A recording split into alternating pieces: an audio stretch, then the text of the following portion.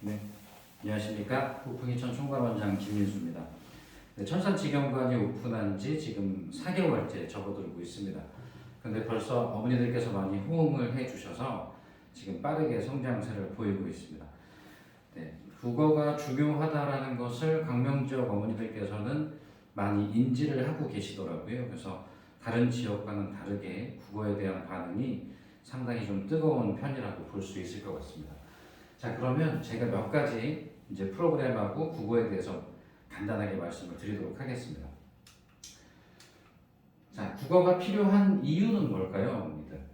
갈수록 어려워지는 국어가 되죠. 이제 국어 과목이 수능에서도 그렇고 점점 어려워지고 있습니다. 그래서 표준 점수로 따졌을 때는 140점에서 150점 정도 나올 정도로 상당히 어렵게 출제가 되고 있습니다. 그리고 지문이 길어요. 그리고 한국말이다 보니까 할 수 있을 것 같은 마음이 듭니다. 그래서 자꾸 손이 잘 가지 않는 과목 중에 하나죠. 그리고 선택형 수능으로 바뀌잖아요. 선택형 수능으로 바뀌면서 국어에서 점수가 밀린다면 결국에는 불이익이 상당히 좀 많아지는, 실질적으로 지금 모의 수능을 봤을 때 이과 아이들에게 유리하다라고 지금 나오고 있습니다. 그 이유는 수학에서의 변별력이 문제인 거죠. 그래서 이과 아이들이 쉬운 수학 과목을 선택하다 보니까 거기에서 문과 아이들이 상대적으로 2등급 정도로 떨어질 수밖에 없는 거죠. 그럼 문과 아이들이 등급을 딸 수 있는 방법은 국어나 영어에서 확보를 해줘야 되는 부분이죠. 달리 말하면 또 이과 아이들 같은 경우는 수학에서 1등급을 땄어요. 그러면 이과 아이들이 대체적으로 1등급을 딸 거잖아요. 그럼 그 아이들에게 변별력이 될 수 있는 과목은 결국 또 국어나 영어가 되는 부분이죠.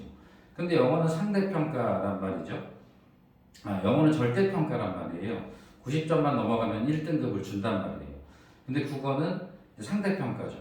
그래서 몇 점 이상이 아니라 4%까지만 1등급을 받을 수 있는 겁니다. 그래서 그런 부분에서 조금 확보를 해야 되는, 상위 등급을 확보해야 되는 과목이다. 그리고 국어를 못하면 영어나 수학에서도 아무래도 어려움을 겪게 되죠. 영어는 결국 번역을 해두면 한국말이에요.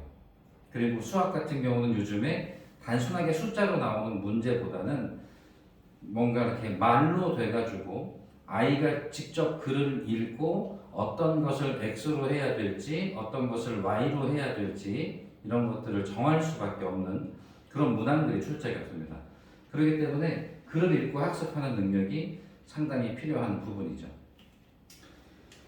자, 그 다음에 또 어머니들께서 궁금해하시는 부분이 그럼 정시냐 수시냐 뭘 준비해야 되느냐, 수능이냐 내신이냐 얘기겠죠 결국에는. 그런데 정답은 없어요. 지금 대체적으로 보면 광명지역 아이들 같은 경우는 수시를 준비하고 있는 것 같습니다. 제가 봤을 때. 왜냐면 내신을 조금 더 준비하고 있거든요. 내신에 치중하고 있어요. 하지만 내신이 아무리 좋다고 한들 최저 등급이라는 걸 맞추지 못한다면 원하는 대학을 갈 수가 없어요. 그 내신을 써먹을 수가 없는 거죠. 그래서 결국에는 수능 준비도 같이 할 수밖에 없는 부분입니다. 자, 그러면 또 게다가 서울대학교 같은 경우는 수시에서도 수능 등급을 반영하겠다고 했고요. 정시에서도 내신을 반영한다고 했어요. 그럼 서울대학교가 그렇게 바뀐다면 다른 학교들도 그것을 따라가게 되는 경향들이 좀 생기게 되죠. 그래서 아이들은 결국에는 수능과 내신 모두 다 준비를 해야 되는 부분입니다. 자, 그럼 수능 등급은 어떻게 완성되느냐? 수능 등급의 완성은 꾸준함입니다. 꾸준함. 수능과 내신은 공부하는 방법에 약간 차이가 있거든요. 국어에서의 수능은 약간 IQ 테스트와 비슷한 문제예요.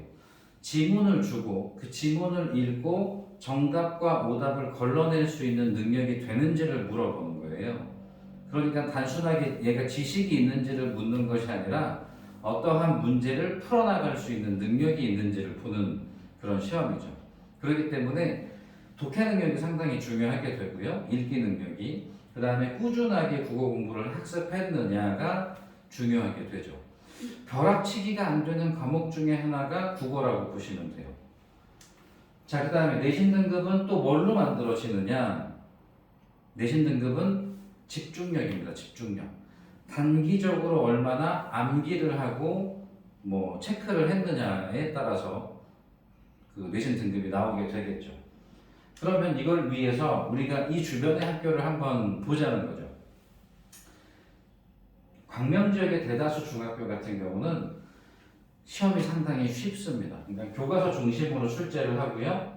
문법 비중이 높아요. 근데 이거는 대다수의 중학교는 문법 비중이 높아요. 왜? 중학교에서 배워야 되는 가장 핵심적인 것 중에 하나가 문법이기 때문에 그렇습니다.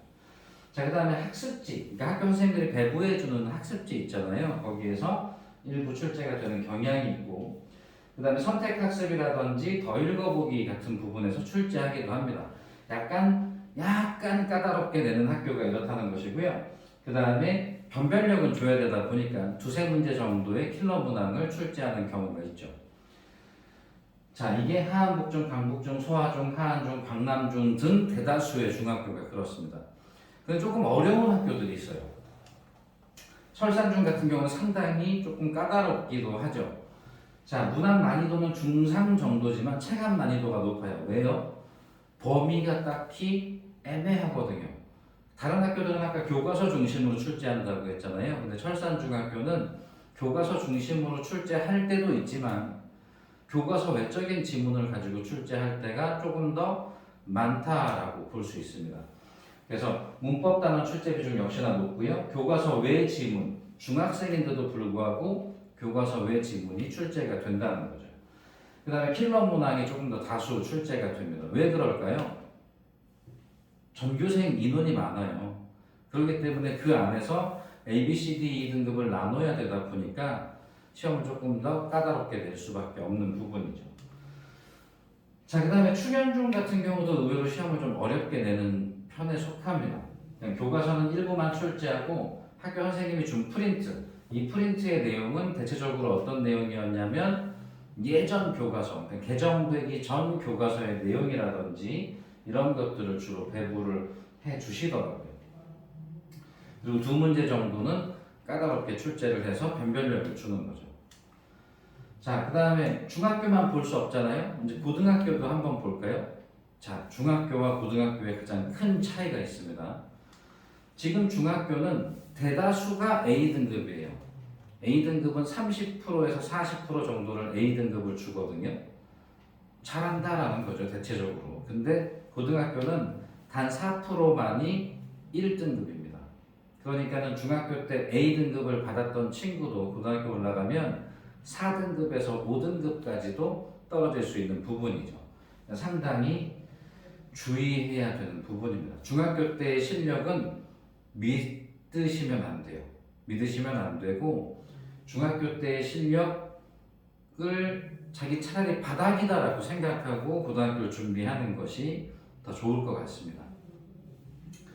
자, 일단 진성고도 볼까요? 진성고 같은 경우는 조금 까다로운 학교에 속하는데 어휘가 출제가 되는 편이고 작품 수가 좀 많다라고도 볼 수 있고 적당하다라고도 볼 수 있어요. 일반적으로 대다수의 학교는 10작품 내외를 출제하거든요. 그 다음에 조건제 시형의 서술형 문항, 조건제 시형을 내는 학교, 일반적으로 조건제 시형을 내는데 이런 조건제 시형은 대체적으로 어떻게 출제가 되는 거냐면 조건을 두세 가지 줘요. 그래서 그 조건을 충족하지 못하면 감점을 하는 거예요. 그래서 변별력을 주기가 쉽겠죠. 조건제 시형 같은 경우. 그 다음에 다른 학교에 비해서는 조금 어렵게 출제하는 편이고요. 광명고 같은 경우는 그냥 핵심 내용 위주, 중요하다 싶은 거 위주로 출제를 하는 거죠. 그리고 교과서 중심으로 출제를 합니다. 그러다 보니까는 시험이 약간 쉽게 느껴질 수 있죠. 서술형의 경우도 약간 까다롭지 않게 단답형으로 출제하는 경우가 있고 대신에 그러다 보니까 쉬우니까 어떻게 돼요? 아이들의 점수가 촘촘하게 엮여 있습니다. 그러니까 내가 한 문제를 실수했을 때 등급이 바뀔 수 있다라는 부분이죠.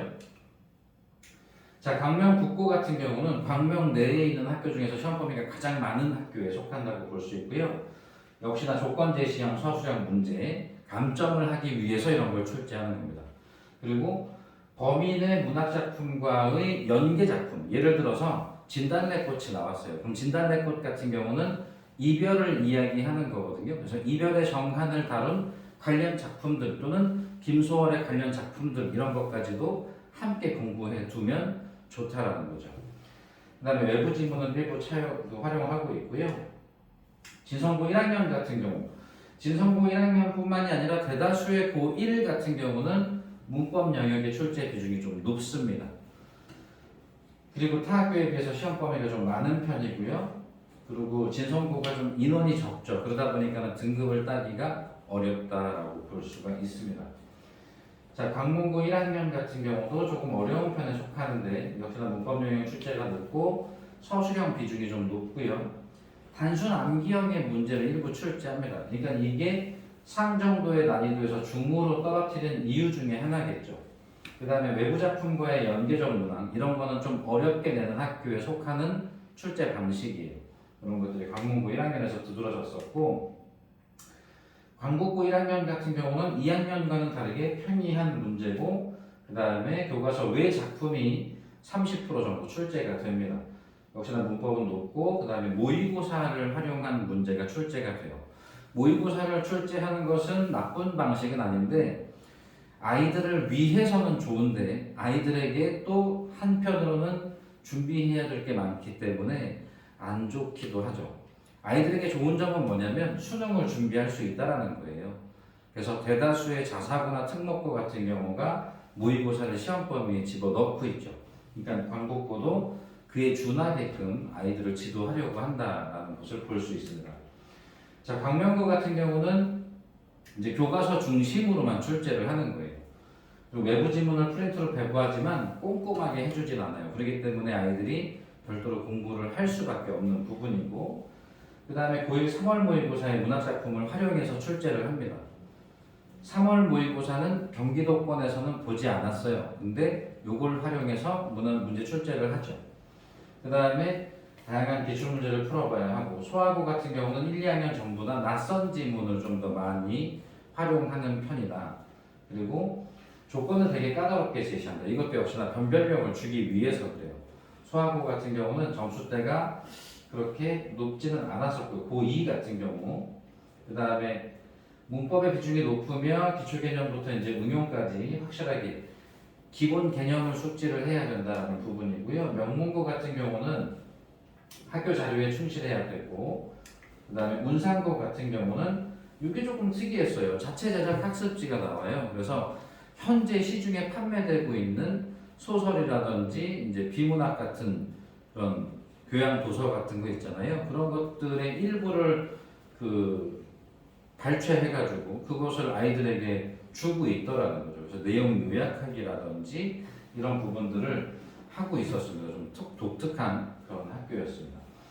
출제 비중이 낯선 지문의 출제 비중이 좀 늘어나고 있고 그 다음에 이제 중세국어에서는 원문을 해독하는 방법이 좀 더 파악이 돼야 된다. 그 다음에 그래서 이렇게 보시면 되고요. 그러면 내신 공부는 어떻게 해야 되느냐? 지금 초등학교 6학년, 중학교 1학년은 내신이 없죠. 그 다음에 이제 중학교 2학년 올라와서 이제서야 내신을 처음 시작합니다. 중학교 3학년은 익숙해질만 하니까는 지금은 이제 고등학교를 좀 준비해야 되는 거죠. 자, 주의하셔야 될 게 있어요. 학교에서 국어 선생님은 한 분이 아니에요.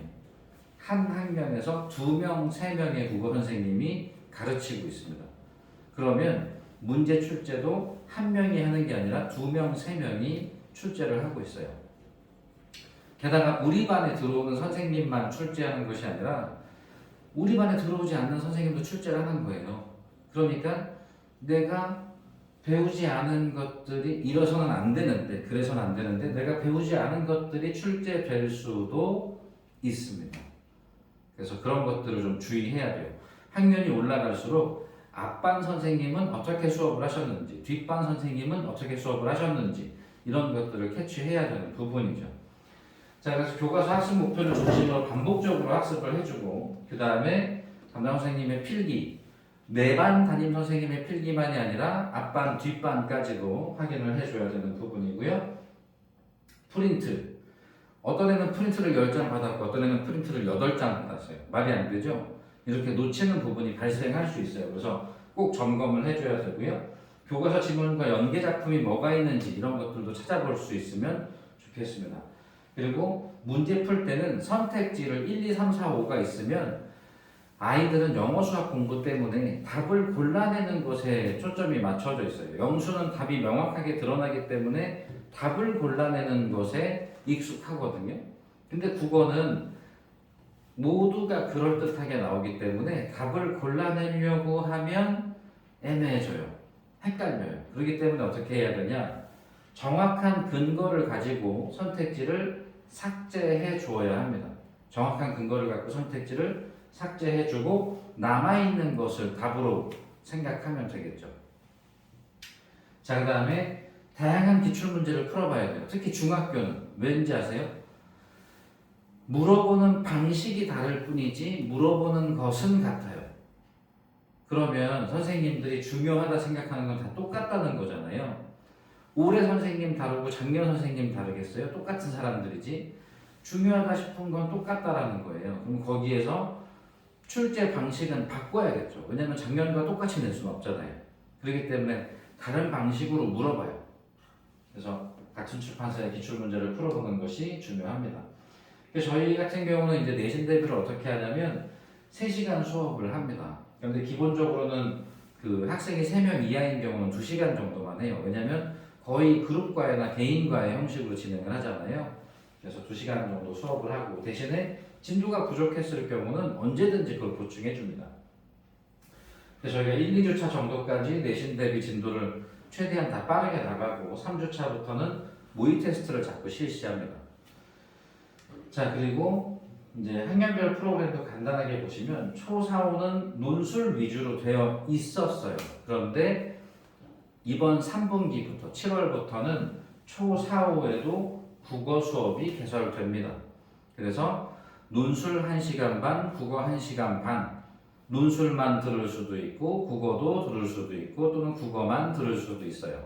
이렇게 이제 바뀌게 되죠. 그래서 요번에 6월 13일이었나요? 일요일에 학력평가를 봤어요. 초등학교 4, 5학년 대상으로 학력평가를 보고 초등학교 6학년과 중학교 1학년 대상으로 학력평가를 봤죠. 그런데 초6과 중1의 갭이 크지 않아요. 뭐 갭이 클 수도 큰 친구들도 있지만 잘하는 친구들끼리는 비슷비슷하더라는 거예요. 초 4, 5도 마찬가지예요. 그런데 어떤 아이는 읽기 능력이 되게 좋아요. 읽기 능력이 되게 좋은데도 그걸 문제에 적용을 못했더라고요. 그러니까는 문제풀이에 대한 연습이 조금은 더 빠르게 시작하면 좋지 않을까라고 해서 이번 여름방학 때부터 7월부터는 저희가 초 4, 5도 국어를 진행합니다. 자, 그리고 초중등 프로그램은 그래서 세 타임이라고 생각하시면 돼요. 1시간 독서논술, 1시간은 관리, 1시간은 국어 수업. 근데 독서논술 때는 뭐 독서논술 디베이트 스피치가 번갈아 가면서 진행되는 부분이고 이 관리 시간에는 뭐를 하느냐? 아이들이 책을 읽었는지 안 읽었는지 체크를 해야 되는 독서 퀴즈를 해요. 그 다음에 국어 같은 경우는 SLS에 입력을 해요. SLS라고 하는 건 뭐냐면 이제 저희가 쓰는 프로그램이거든요. 저희가 자체 개발한 프로그램이에요. 독보적이에요. 전 세계, 전국에 어디에도 없어요. 그래서 저희 프로그램을 지금 대다수의 대기업이라고 하기엔 좀 그런가? 어쨌든 중소기업, 중대형 기업에서 저희에게 그 프로그램을 요청하고 있기도 합니다. 그래서 어휘 테스트도 이제 보고요. 그래서 그 세 가지를 관리 시간에 하고요. 국어 시간에는 이제 주차별로 작품을 고르게 이제 배우게 되죠. 고등부 어머니들은 안 계실 수도 있지만 간단하게 좀 말씀을 드리면 저희는 중3부터 고등부라고 생각하면 돼요. 그래서 중3부터는 뭘 하느냐면 모의고사 수업이 들어가요. 이 모의고사 수업이 들어가는데 중3은 고1 수준의 모의고사, 그 다음에 고1, 고2는 역시나 고2, 고3 수준의 모의고사, 고3은 수능 수준의 이제 모의고사를 보죠. 저희가 직접 창작한 모의고사 위주로 수업을 진행하고 있고요. 시중에 판매되는 그런 모의고사로 진행하고 있습니다. 자, 그 다음에 저희가 고등부 교재는 대다수가 서점에 판매가 되고 있어요. 그래서 고등부 교재를 한번 보시고 싶다라고 하면 서점에 가서 IAP 에듀, 저희 모 회사가 IAP 에듀거든요. IAP 에듀나 능률춘 판사에서 나온 그런 섹션 뽀개기라든지 EBS 변형 문제라든지 이런 문제집을 참고하시면 좋을 것 같습니다. 자, 관리 프로그램 같은 경우는 이제 SLS, 아까 말씀드린 SLS를 저희가 자체적으로 개발을 했어요. 그래서 아이들이 교재에 있는 것을 답안을 컴퓨터상에 입력을 해요. 핸드폰이나 컴퓨터를 통해서. 그러면 채점을 해주고 이 아이가 어느 부분이 부족하다 이런 것들이 나오게 됩니다. 그리고 이제 오답 노트를 할 수 있죠. 그리고 그와 유사한 문제를 추천해 주기도 해요. 그래서 그렇게 되고 선생님은 그러면 가만히 앉아서 그 학원에서 아이는 집에서 문제를 풀었는데도 학원에서 그걸 체크할 수 있어요. 애가 문제를 풀었나 안 풀었나. 그래서 그런 것들을 확인해서 우리가 그 아이들을 관리할 수 있고요. 그리고 시험 기간이에요. 근데 집은 저기 그 소화동이에요. 집이 좀 멀잖아요. 빛가원중 있는 그 광명역 KTX 부근이에요. 근데 철산까지 오기가 그렇잖아요. 문제 받으려고. 그러면 어떻게 하냐면 선생님한테 전화만 하면 돼요. 카톡을 남기던가. 선생님, 저 어떤 단어 문제가 좀 부족해요. 그거 좀 주실 수 있을까요? 라고 하면 그래 하고 몇 문제 줄까? 선생님이 이제 문제를 만들어서 그 학생 아이디로 쏴줍니다. 그럼 그 학생이 집에서 그걸 출력해서 풀 수가 있어요. 뭐 컴퓨터상에서 풀어도 되고요. 그럼 역시나 채점하면 답안 입력하면 채점이 되고 어디가 취약하다 이런 부분들이 나오게 되죠. 네, 그렇게 저는 SLS를 개발했고요. 그 다음에 클리닉을 저희가 이제 지속적으로 진행을 하고 있습니다. 그리고 실전 모의고사와 학력평가를 이제 봐요. 초등학교 4, 5, 6학년 중1까지는 학력평가를 매 중간 기말 시즌 때마다 2번씩 이제 보고요. 그 다음에 실전 모의고사는 내신 기간이 아닌 때 월 2회씩 보게 됩니다. 지금까지는 무료로 진행을 했는데 지금 7월부터는 한 번은 유료, 한 번은 무료로 진행합니다. 그래서 무료로 진행할 때는 그냥 라이트한 모의고사로 진행하게 될 것이고 유료로 진행할 때는 그 프리미엄급 모의고사를 저희가 자체 제작해서 제작비만 2천만 원 정도 드는 그런 모의고사를 바탕으로 아이들에게 문제를 직접 풀리고 준비할 수 있게 해 주려고 합니다. 자, 그 다음에 입시와 관련돼서 저희가 관리를 해드리고 있어요. 그래서 에듀고라고 하는 곳과 제휴를 맺어서 저희 학원생들은 이 에듀고 프로그램을 학원에서 언제든지 활용을 할 수 있습니다. 물론 이 에듀고 프로그램은 집에서 가정에서도 이제 할 수 있어요. 그런데 가정에서 하는 것은 서비스가 제한되어 있고 학원에서 하는 것은 거의 여기에서 제공하는 서비스의 풀 버전이라고 생각하시면 됩니다. 자, 그래서 저희 선생님들인데 이렇게 6분의 선생님이 계십니다. 자, 그래서 국풍2천은 약간 컨텐츠를 중심으로 하는 기업입니다. 그래서 아이들이 언제까지 학원을 계속 다닐 수는 없잖아요. 그래서 저희는 아이들이 자기 주도 학습을 할 수 있게끔 가르치고 있습니다. 그래서 SLS라는 프로그램을 개발한 이유도 그것 때문이고 저희가 언제든지 아이들 스스로 학습을 하고 대학교 가서도 학원을 다닐 수는 없잖아요. 그래서 아이들에게 혼자 학습할 수 있는 능력을 빠르게 키워내주고 선생님은 그 아이가 어려워할 때 도와줄 수 있는 멘토 역할을 해주는 것으로 저희 그 학원의 방향성을 잡아가고 있습니다. 그래서 많은 학부모님들께서 지금 철산 지역은 광명 지역은 제가 이때까지 봤던 그 어떤 지역보다도 국어에 대한 준비가 조금 나름 되어 가고 있는 분들이신 것 같았습니다. 그래서 국어에 대한 열정이 상당히 높으신 분들이기 때문에 조금이라도 빠른 시기에 준비하셔서 조금 안정적인 국어 성적을 만들어 가셨으면 좋겠습니다. 네, 여기까지 하겠습니다. 감사합니다.